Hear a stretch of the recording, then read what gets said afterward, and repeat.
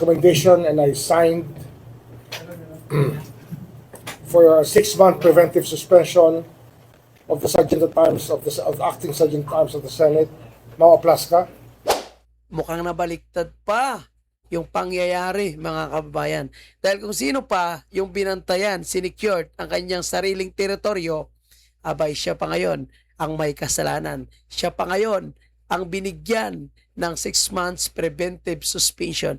Ngayon lang, mga kababayan, in-announce ni Boying Rimulya na mayroong 6-month preventive suspension itong si retired Police Major General Mau Aplasca ng USA dahil po sa nangyaring barilan, putukan sa teritoryo po ng Senado, kung saan ito po ay tinangkang pasukin di umano ng NBI. Siyempre, may mga palusot sila at ayaw nilang aminin na gusto nilang pasukin yung Senado. Alam naman natin na sinabi po ni Amy Marcos na talagang kahit anong mangyari, na kahit may magtaya pa ng buhay, basta't makuha lang po nila si Senator Bato de la Rosa. At ganyan po sila kadesperado. Nakita natin yan sa unang araw pa lang nung pinasok ng NBI ang Senado. At di umano ito po ay iniimbestigahan pa ngayon sa pakikipagsabuatan nitong si Tuta Soto. Nagigil na ma-impeach naman si Vice President Sara.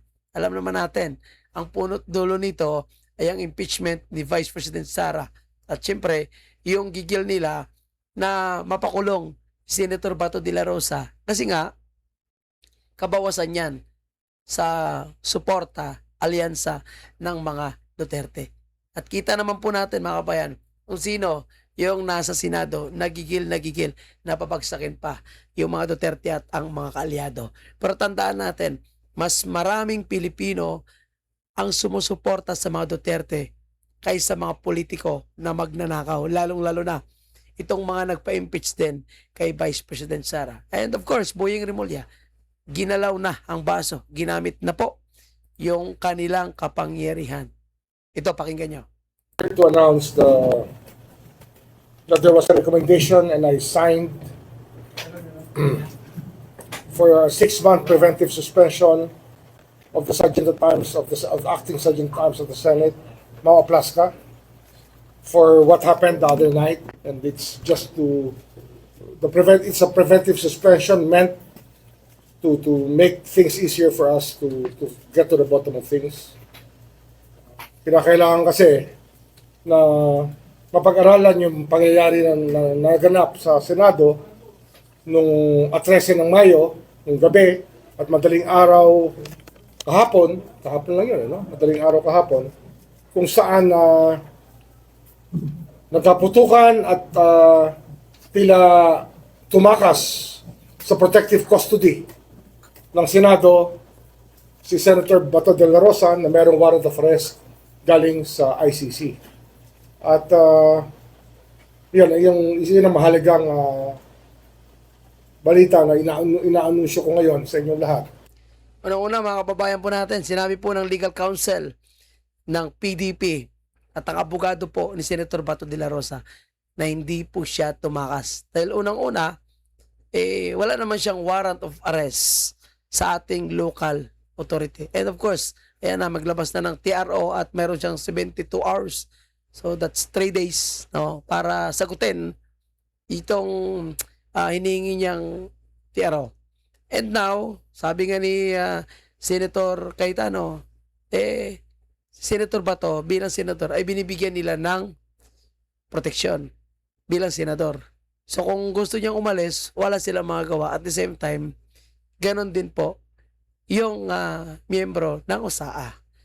And then, mga kababayan po natin, no, Senator Bato, unang-una, ay hindi naman po tayo miyembro ng ICC. At sabi nga ng PNP, hindi nila arrestuin si Senator Bato de la Rosa kasi wala namang warrant na galing sa Pilipinas.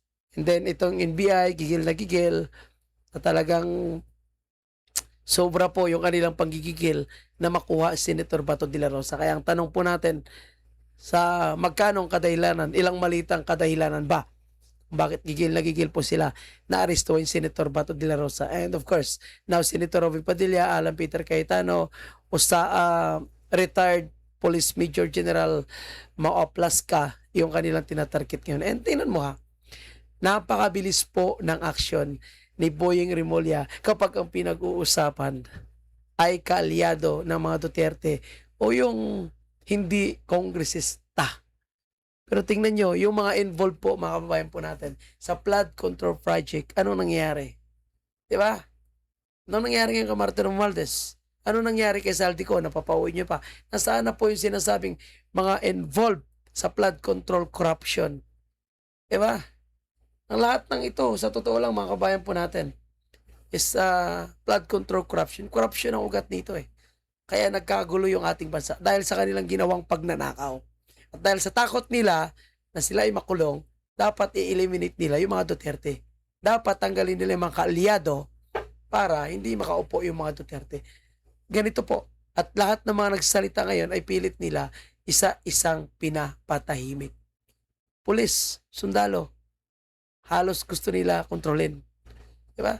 Sabi nga ng isa si Kuya John Abines, sabi ni Kuya John, na yung mga pulis, kahit pagpo-post sa Facebook, pag-comments, ay pinagbabawalan na.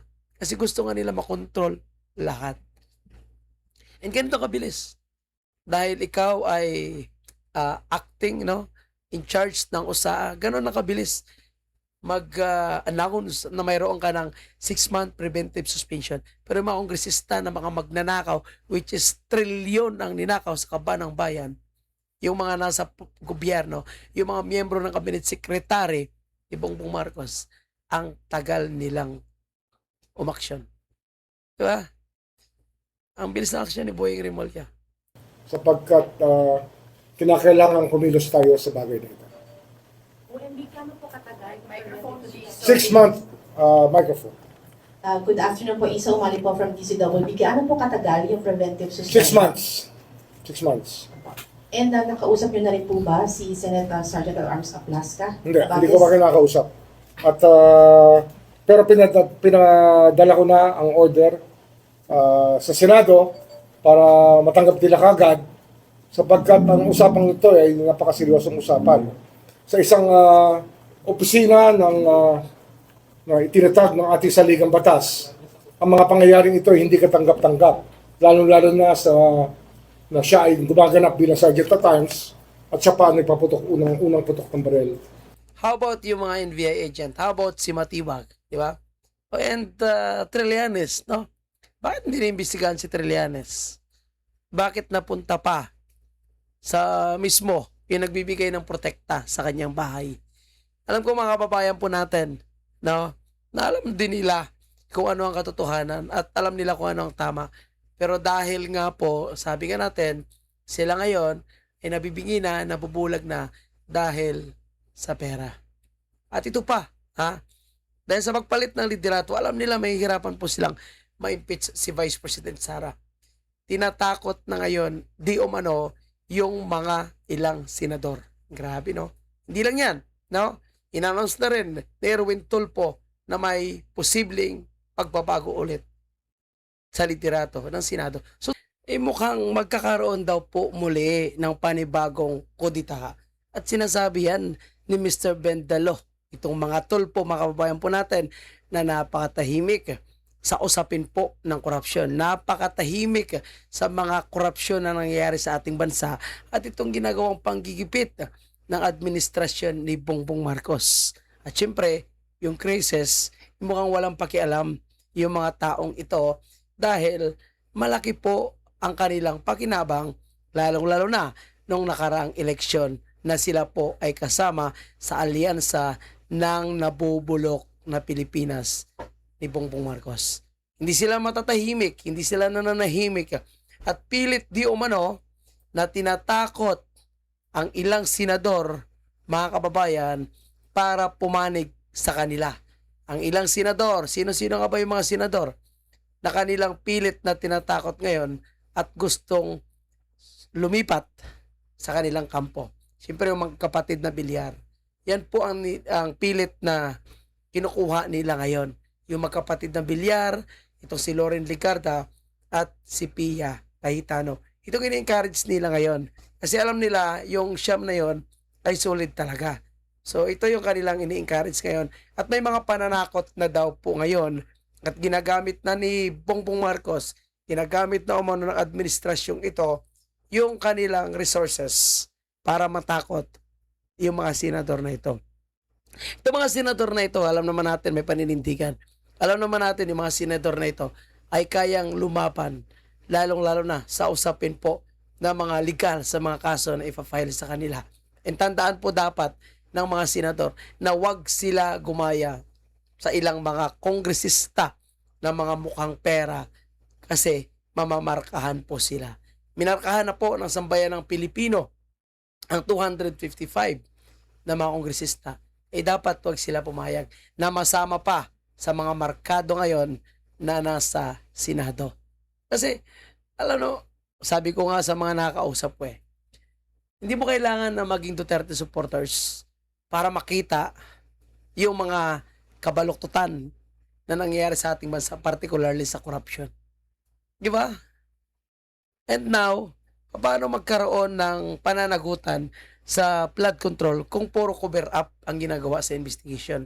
And kung babalik sa kanila ang liderato ng Senado, alam natin, mababaliwala na naman ang totoong investigation sa flood control project. Kasi alam natin, may mananagot na matataas na opisyal.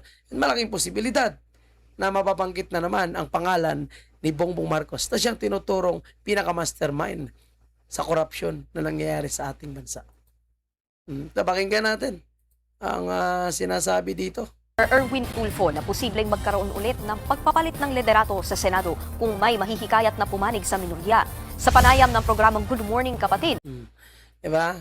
So yan ang tinatry nila na nag-i-encourage pa rin sila na talagang dapat may sumanib sa kanila. So may co-attempts na naman, sir, against you naman niya, sir? Suggest, expected naman yun. May invitations to talk, may pananakot, but dati na silang takot You're always solid until you're not. Dati na silang takot. Of course, takot talaga sila Senator Alan Peter Cayetano na mapalitan sila. And then, napalitan sila. O ngayon, dahil takot sila, ay malay natin, itong si Soto, totoo yung kanyang involvement sa Malita. Allegation na kasama si Soto. Yung maungkat. Itong cover up na ginagawa ni Ping Lacson. Kaya gagawin nila ang lahat.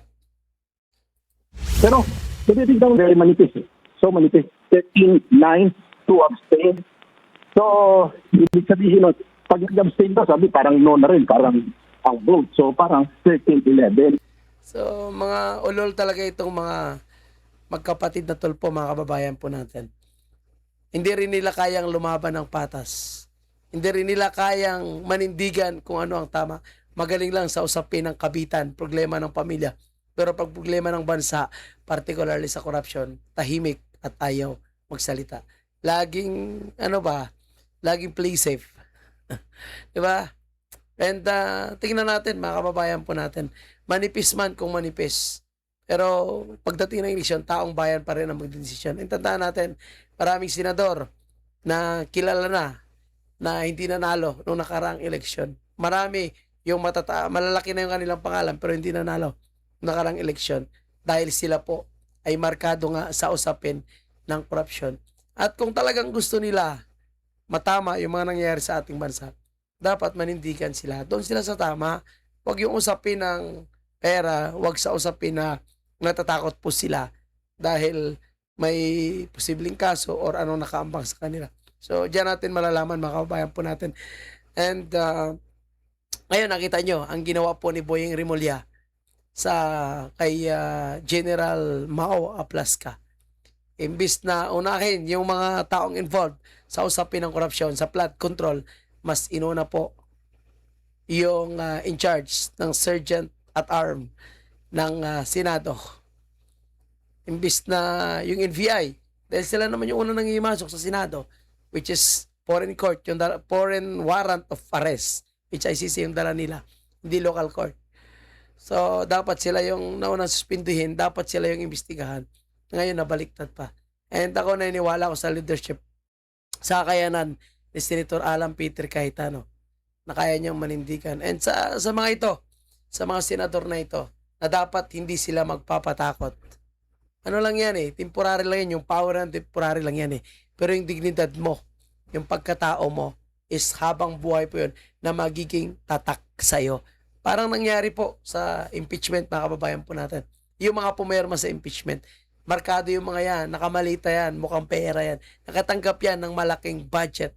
Kaya kahit yung mga dati nagkukunwari na against sa impeachment, ngayon ay pumirma sa impeachment. Kasi nga, pera. Pera lang yung habol nila. Hindi yung katotohanan, hindi yung paninindigan. So, good luck sa 4 na senador na ito. Sana wag sila magpatakot at manindigan sila. Yan lang po at maraming salamat.